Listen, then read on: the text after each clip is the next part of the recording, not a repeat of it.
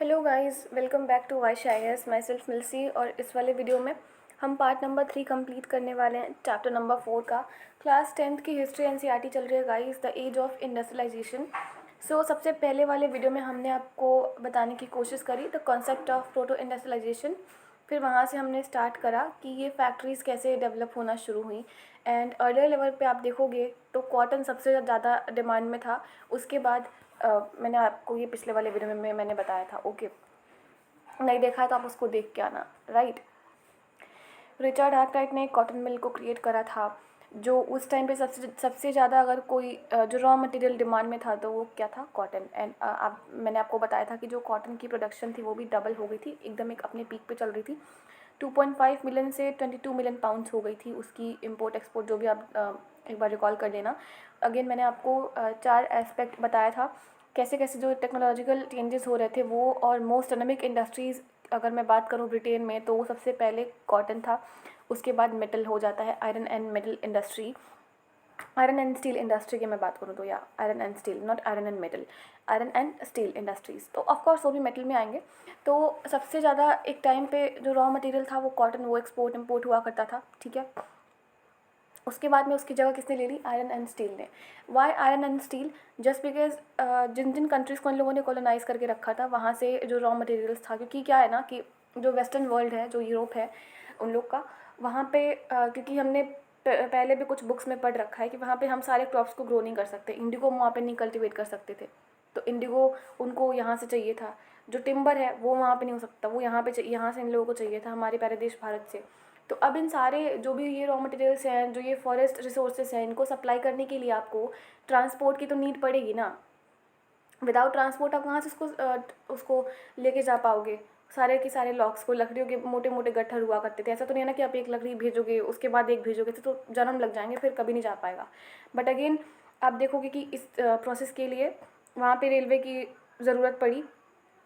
And हमसे पहले, हमारे कंट्री से पहले उनके कंट्रीज़ में रेलवे का इंट्रोडक्शन हुआ। एंड वहाँ के लिए भी टिम्बर वगैरह चाहिए होता था, एंड उसके लिए भी ट्रांसपोर्ट की ज़रूरत पड़ी। तो रेलवे लाइन बिल्डअप करे गए।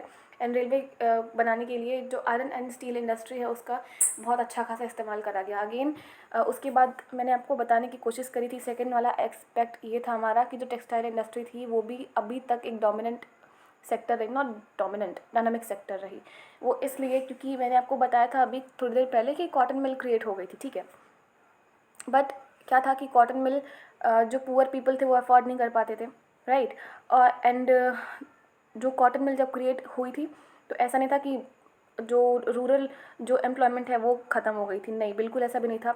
जो कॉटन मिल थी वो कभी भी ट्रेडिशनल इंडस्ट्रीज़ को रिप्लेस कर ही नहीं पाई।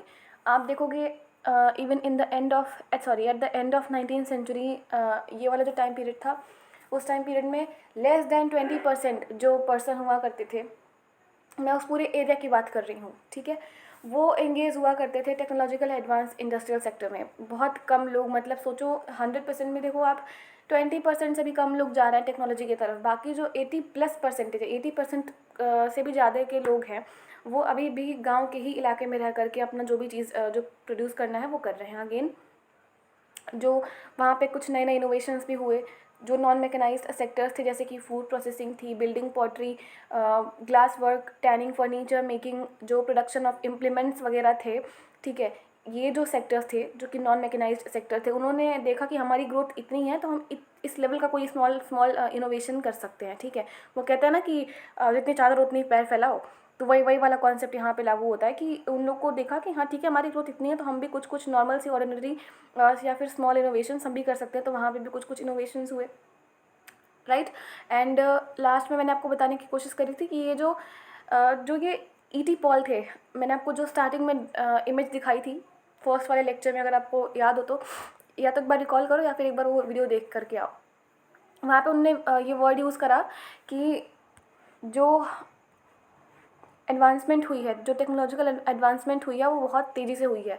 वहाँ पे ऐसा वर्ड यूज़ करा गया, रैपिड डेवलपमेंट ऑफ इंडस्ट्रीज़ या फिर rapid development of technological sector या फिर इंडस्ट्रीज़, वट एवर, जो भी, एक बार देख के आओ उसको, ठीक है। तो क्या हमने अभी तक ये जाना कि जो वहाँ पे चेंजेस हो रहे थे वो बहुत जल्दी थे क्या? रैपिड वहाँ पे वर्ड क्यों लगाया है? ऐसा बिल्कुल भी तो था नहीं। तो जो वहाँ पे जो टेक्नोलॉजिकल चेंजेस हुए हैं वो बहुत ज़्यादा धीरे हुए हैं। देखो, और मैंने फिर ये भी बताने की कोशिश करी थी कि अगर कहीं पे टेक्नोलॉजी डेवलप करेगी, टेक्नोलॉजिकल एडवांसमेंट होगा, और अगर वो कंट्री डेमोक्रेटिक कंट्री नहीं है, तो बस दो ही चीज़ होगा, रिचेस्ट पर्सन जो होंगे वो और रिच होंगे, जो पुअर सेक्शन ऑफ पीपल होगा वो और गरीब होते जाएंगे, राइट। खुद का भी दिमाग लगा के सोचना। अब हम यहाँ पे बात करेंगे, अच्छा मैंने ये भी आई थिंक बताया था, चलो अभी फिर से यहीं से स्टार्ट करते हैं, ठीक है। ये जो टेक्नोलॉजिकल चेंजेस थे वो बहुत ही ज़्यादा धीरे हुए। कई बार कुछ जो ये कॉटन मिल्स में जो मशीन्स वगैरह हुआ करती थी, आगे हम स्पिनिंग जेनी के भी बारे में बात करेंगे, बट अभी के लिए सुनो कि जो कॉटन मिल्स वगैरह में जो ये मशीन्स हुआ करती थी, जो उन मशीन का मैन्युफैक्चरर हुआ करता था वो पहले ही, जो भी उससे मशीन लेता था वो पहले उसको बता देता था कि देखिए भाई साहब, अगर ये मशीन एक बार ख़राब हो गई, आपने उसको रिपेयर भी करवाया, तो उसके बाद ये पहले ऐसे नहीं चलेगी। ये मशीन्स के साथ एक ये प्रॉब्लम थी, जो नई टेक्नोलॉजी आ रही थी उसके साथ एक ये प्रॉब्लम थी कि अगर मशीन्स ख़राब हो जाएं, आप उसको रिपेयर करवाओगे, रिपेयर में अच्छा खासा पैसा इनका जाता था। रिपेयर करवाने के बाद भी वो उतने अच्छे से नहीं चलेगी, एंड दैट इज़ वाई वो उतना इफेक्टिव नहीं रहेगा। और जो मैन्युफैक्चरर होता था ये पहले ही क्लेम कर देता था, पहले वो बता देता था। ठीक है, चलो कम से कम थैंक गॉड किसी धोखे में तो नहीं रखा, अदरवाइज ये तो थे ही धोखेबाज। बाय द वे आगे बढ़ते हैं, चलो एक केस लेते हैं स्टीम इंजन का। जेम्स वाट ने स्टीम इंजन को इम्प्रूव करा, ठीक है। अच्छा कमेंट में बताओ, एनीवे मैं खुद बता देती हूँ। न्यूकोमेन थे, इन्होंने प्रोड्यूस करा था स्टीम इंजन को, जिसको इम्प्रूव करा गया जेम्स वाट के थ्रू, ठीक है। अब जब ये न्यू इंजन आया ना, ये जो न्यू स्टीम इंजन है, जब वो ये मार्केट में आया तो उनके एक दोस्त थे, मैथ्यू बोल्टन, एक उनके दोस्त थे, उनने बोला कि सी यहाँ पे लिखा हुआ है एंड मैं सवाल कर रही थी, रियली सॉरी फॉर दैट, ठीक है। तो जेम्स वाट ने इम्प्रूव करा स्टीम इंजन को, produced by Newcomen and patented the new engine in 1781। Okay, छोड़ो उसे। इनके एक दोस्त थे मैथ्यू बोल्टन, इन्होंने एक नया मॉडल मैन्युफैक्चर करा, ठीक है। अब इन्होंने मैन्युफैक्चर करा तो इनको ये लगा कि नई नई टेक्नोलॉजीज़ मैन्युफैक्चर हो रही है, नई नई टेक्नोलॉजीज़ का डेवलपमेंट हो रहा है, तो इसके जो बायर्स हैं वो बहुत ज़्यादा आएंगे, इसको खरीदने वाले लोग बहुत ज़्यादा आएंगे। बट हुआ उसका बिल्कुल उल्टा। जो उन्होंने नया मॉडल बनाया ना स्टीम इंजन का, उसको खरीदने के लिए कोई आया ही नहीं, बायर्स ही नहीं हुए, जस्ट बिकॉज वहाँ के जो पुअर पीपल हैं वो अफोर्ड नहीं कर सकते, और जो नए लोग हैं वो क्यों खरीदेंगे, वो तो खुद ही अपना बनाने में लगे हुए हैं ना, कि हाँ तुमने ये बना दिया अब हम ये खरीद लेंगे, या फिर नहीं भी खरीदेंगे तो हम अपना खुद ही बनाएंगे, हमारे पास इतना पैसा है। At the beginning of the 19th century आप देखोगे कम से कम मतलब आप बस ऐसे समझो कि 321 स्टीम इंजन से ज़्यादा नहीं थे पूरे इंग्लैंड में, जिसमें से 80 जो थे वो कॉटन इंडस्ट्री में थे, 9 जो स्टीम इंजन थे वो वूल इंडस्ट्री में थे, बाकी जो रेस्ट ऑफ द जो बचे, ऐड माइनस कर लेना, ठीक है, बाकी जो बचे वो माइनिंग इंडस्ट्री में थे, या फिर कैनाल वर्कर जो वो लोग होते हैं जो कैनाल वाला वर्क करते हैं उसमें थे, या फिर जो आयरन वर्क करते हैं उसमें थे। जो स्टीम इंजन थे वो अदर जो बाकी इंडस्ट्रीज़ होते हैं उसमें कभी भी यूज़ नहीं हुए, बहुत आगे टाइम बढ़ता गया उसके बाद भी नहीं हुए। तो अगर आप देखो तो टेक्नोलॉजी का बस आना ही सब कुछ नहीं होता है। आप आपके एरिया में जहाँ पे आप रूल कर रहे हो, क्या वहाँ के लोग उतने सफिशेंट हैं, क्या उनके पास उतने पैसे हैं, क्या उनकी लिवलीहुड इतनी अच्छी है कि वो जो आप नए नए जो टेक्नोलॉजिकल एडवांसमेंट कर रहे हो वो उसको अफोर्ड कर पाए? ऑफ कोर्स नहीं है। अगर होती तो लोगों ने खरीद नहीं लिया होता, फिर गांव के लोग क्यों परेशान होते भाई कि नहीं हम अलग अलग लोगों को अलग अलग सारा काम देंगे, कि कोई स्पिनिंग कर रहा है, कोई वीविंग कर रहा है, कोई कुछ कर रहा है, कोई कुछ कर रहा है, तो ऐसे नहीं चलता है ना, आपको लोगों को भी देखना पड़ेगा।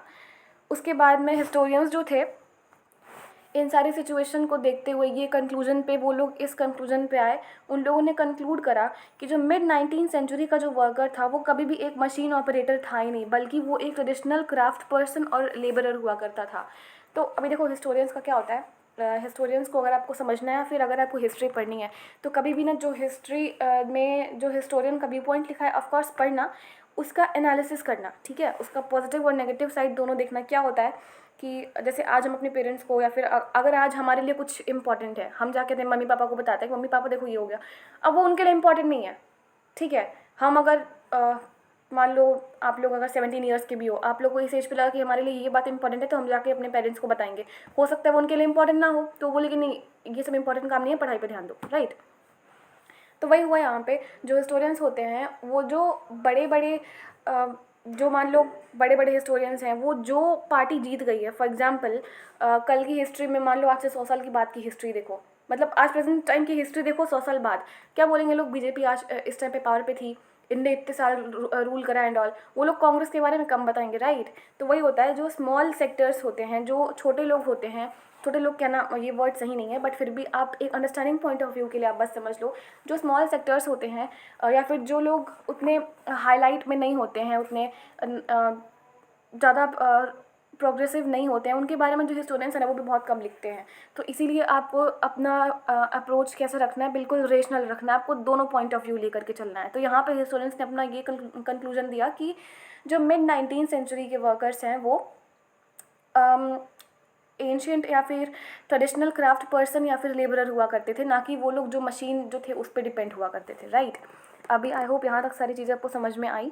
अभी बात करेंगे hand labour and steam power के बारे में। अच्छा, विक्टोरियन ब्रिटेन अगर कहीं पे भी वर्ड आए, ठीक है, तो ये मत समझना कि वहाँ पे विक्टोरिया थी इसलिए उनको विक्टोरियन ब्रिटेन कहा जाता है, नहीं। ऑफ कोर्स रीज़न ये है कि उस टाइम पे क्वीन विक्टोरिया वहाँ पे थी, इसीलिए इस एज को आपने इंग्लिश में कभी पढ़ा होगा, विक्टोरियन एज। तो ऐसा नहीं है कि ब्रिटेन राजा बन गया है, या फिर जितने भी पावर्स हैं, अलग अलग पावर्स हैं पूरी दुनिया में, सब जाके उसके आगे घुटने टेक दिए हैं। दैट इज़ वाई यहाँ पे लिखा है कि विक्टोरियन ब्रिटेन, लाइक ब्रिटेन की विक्ट्री होगा, ऐसा कुछ भी नहीं था। वहाँ पे क्वीन विक्टोरिया थी, उनका रूल चल रहा था उस टाइम पे। दैट इज़ वाई यहाँ पे वर्ड यूज़ होता है कि विक्टोरियन ब्रिटेन, राइट? तो जब क्वीन विक्टोरिया थी ब्रिटेन में, उस टाइम पे कोई भी ह्यूमन लेबर का ना शॉर्टेज नहीं था। कहने का ये मतलब है कि अभी, क्योंकि वो डेमोक्रेसी तो नहीं थी ना, जब डेमोक्रेसी होगी ही नहीं वहाँ पे, तो कुछ भी करो, आपको लोगों से मतलब ही नहीं है। आपको अगर लेबर चाहिए तो लेबर भी मिल जाएगा। बट वहाँ पे ना एक और रीज़न था, ये लेबर्स को ढूंढने का, ना ढूंढने का, लेबर्स खुद ही मिल जाते थे। अभी यहाँ से सुनो, जो पुअर पीजेंट्स हुआ करते थे और जो वेग्रेंट्स हुआ करते थे, ठीक है, वो सिटीज़ में जाते थे। यहाँ पे मैंने लिख भी रखा है, जो poor, not pleasants, this is peasants, okay.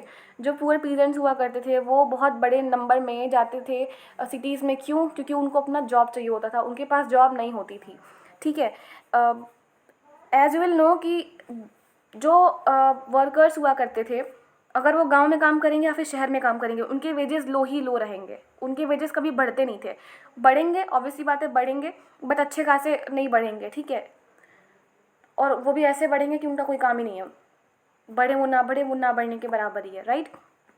अभी आगे बढ़ते हैं।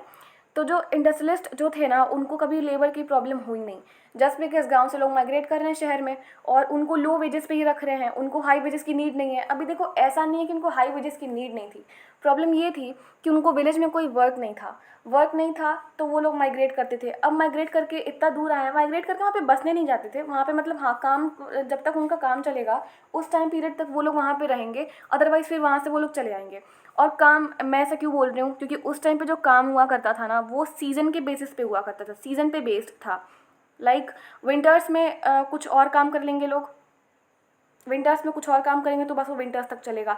समर्स में कुछ और काम करेंगे तो वो बस समर्स तक ही चलेगा, ठीक है। और रेनी सीजन में कुछ और करेंगे तो कुछ और, मतलब बस वो रेनी सीजन तक ही चलेगा। या फिर कोई फेस्टिवल आ गया, जैसे कि क्रिसमस हुआ, क्रिसमस में वहाँ पे क्या होता था, पेपर की प्रिंट्स बहुत ज़्यादा होते थे, पेपर मार्केट में बहुत ज़्यादा बिकते थे, ठीक है। तो क्रिसमस में बहुत सारे लेबर की नीड होती थी, तो क्रिसमस टाइम पीरियड पे वहाँ पे लेबर की कभी कमी नहीं होती थी। तो मैं ये बताने की कोशिश कर रही हूँ कि इस तरीके से जो वहाँ के इंडस्ट्रियलिस्ट थे उनको कभी भी लेबर की प्रॉब्लम नहीं हुई, क्योंकि लेबर की वहाँ पे डिमांड उतनी ही थी, और जितनी डिमांड थी उससे ज़्यादा तो लेबर आ ही जाते थे। तो सबको ये होता था कि चलो इतने इतने ज़्यादा लेबर आए हैं, कम से कम हमें कोई काम मिल जाए, हमें किसी भी वेज पे मिल जाए, हमें कोई सा भी पेमेंट मिल जाए, हम वो काम करने को तैयार हैं, ठीक है। वो मशीन को इंट्रोड्यूस नहीं करवाना चाहते थे, और उनको ऐसा लगता था कि अगर मशीन वगैरह आ जाएगी तो हमारा जो ह्यूमन लेबर है वो बिल्कुल ही ख़त्म हो जाएगा। ऑफ कोर्स जब मशीन आएगी तो मशीन से आप प्रिंट करोगे कि इनसे आप इंसान वगैरह से करवाओगे, नहीं ना, फिर मशीन से ही सारा काम करोगे। तो ये जो गांव के जो ये लोग हुआ करते थे, जो माइग्रेट करते थे, वो मशीन के फेवर में नहीं थे बेसिकली। बहुत सारी इंडस्ट्रीज़ में आप देखोगे जो डिमांड थी लेबर की वो कैसी थी, वो सीजनल थी। अभी जैसे मैंने आपको बताया, तो उनको ना उस सीज़न में, उस पर्टिकुलर सीज़न में, जिस भी सीज़न पे उनको लोग चाहिए थे, उस टाइम पीरियड पे, उस सीज़न पे उनको बहुत ज़्यादा वर्कर्स की नीड होती थी अपने डिमांड को मीट करने के लिए, अपने डिमांड को फुलफ़िल करने के लिए, ठीक है। For example book binders and printers का भी मैंने एग्जांपल दिया था, ठीक है। ये इनकी डिमांड कब आती थी? क्रिसमस में, ठीक है। उसके बाद मतलब वो दिसंबर वाले टाइम पीरियड के पहले, ठीक है। एट द वाटर फ्रंट की अगर मैं बात करूँ तो विंटर्स में शीप की रिपेयरमेंट, ये सारी चीज़ें होती थी। ऐसे इंडस्ट्रीज़ में जो प्रोडक्शन होती थी वो फ्लक्चुएट करती थी सीज़न टू सीज़न, कभी इस सीज़न में ज़्यादा हुआ, कभी आगे वाले सीज़न में ज़्यादा हो गया, ठीक है। ऐसा उनका चलता था सारा काम। अभी आगे बात करेंगे। अच्छा, इतने सारे वर्कर्स की मैंने बात करी, मैंने सीजनल डिमांड की बात कर ली, बट यहाँ पे प्रॉब्लम ये थी कि जो भी यहाँ पे प्रोड्यूस होता था ना वो हाथ से होता था। यहाँ पे मशीन मेड गुड्स नहीं थे, और बेसिकली नहीं थे इन द सेंस कि कोई जो जो बंदा गांव से शहर में जा रहा है, ठीक है, माइग्रेट कर रहा है, वो मशीन के फेवर में कभी होता ही नहीं था, उसको मशीन चाहिए नहीं थी। एंड ऑब्वियसली बात है, अगर मैं मान लो मैं बहुत पुअर हूँ, मैं यहाँ से कहीं बाहर जा रही हूँ और मुझे लग रहा है कि मुझे कोई जॉब मिल जाएगी, ठीक है, टीचिंग वगैरह की जॉब मिल जाएगी। अब क्योंकि बहुत सारे ऐसे टीचर्स हैं तो मैं तो चाहूँगी ना कि हाँ जल्दी से जल्दी मैं जाऊँ ताकि मुझे जॉब मिले, कम पैसे पे ही मिल जाए, बट हाँ मुझे मिल जाए, जस्ट बिकॉज मेरी लिवलीहुड चल जाए उससे, राइट। तो ये वाला सीन था वहाँ पे। तो मैं जाऊँगी, फिर स्कूल में बात करूँगी, मेरी जॉब लग जाएगी, सिंपल।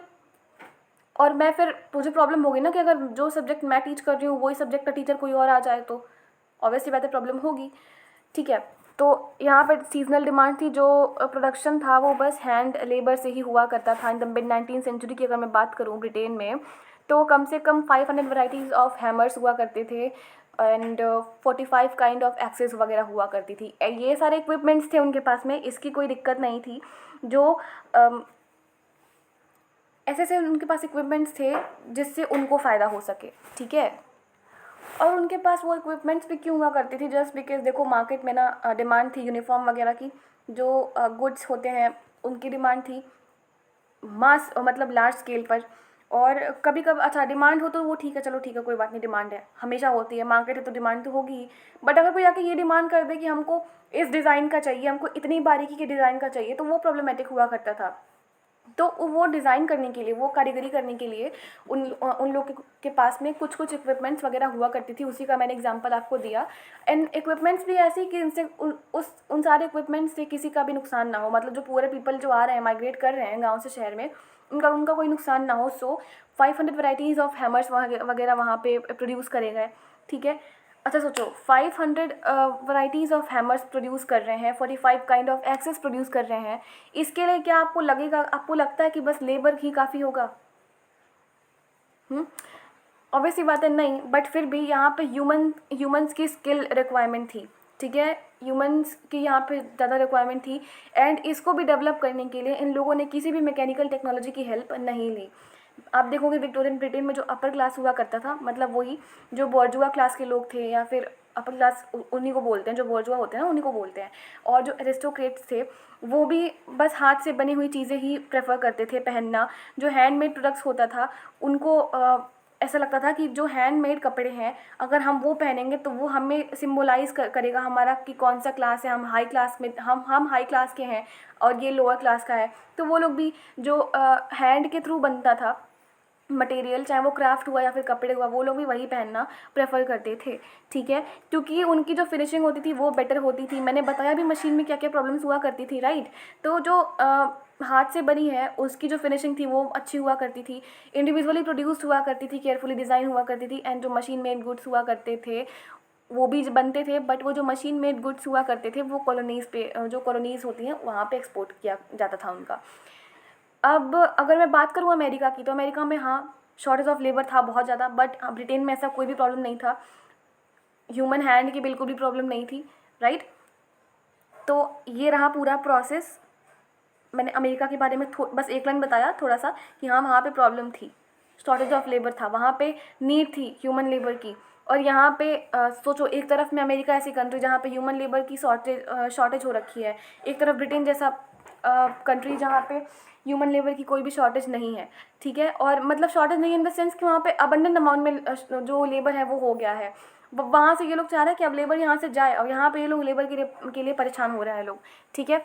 तो इस वीडियो में इतना ही बात करेंगे। एंड इस वीडियो को एंड करने से पहले एक इम्पॉर्टेंट इन्फॉर्मेशन एज़ यूजुअल कि जो भी एस्पिरेंट सीरियस होकर के यूपीएससी की प्रिपरेशन करना चाहते हैं वो यहाँ पे दिए गए व्हाट्सएप नंबर पे हमारे वाइस सर को कांटेक्ट कर सकते हैं। सी नो मैटर व्हाट, आप कब से प्रिपेयर कर रहे हो कब से नहीं, आप एक बार ही सर को कांटेक्ट कर लो, बेनिफिट आपका ही होगा। एंड ट्रस्ट में आपको कोई भी ग्रुप्स वगैरह नहीं बनी हुई है, यहाँ पे सर की पर्सनल मेंटरशिप प्रोवाइड होती है एंड सर खुद ही रिप्लाई करते हैं, 1 to 1 गाइड करते हैं बच्चों को। आप सर को फॉलो कर सकते हो, इंस्टाग्राम हैंडल है उनका, आप सर को मेल भी कर सकते हो, बट बेटर कि आप सर को उनके पर्सनल व्हाट्सएप नंबर पे उनको आप मैसेज कर दो, बेनिफिट आपका ही होगा। So thank you very much, have a great day ahead guys.